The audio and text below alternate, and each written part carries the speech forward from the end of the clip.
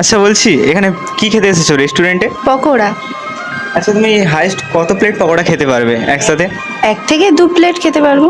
যদি প্রতি প্লেটে 100 টাকা করে দেওয়া হয় তাহলে তুমি কত প্লেট পকোড়া খেতে পারবে?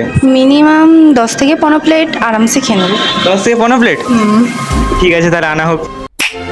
খাওয়া শুরু করো।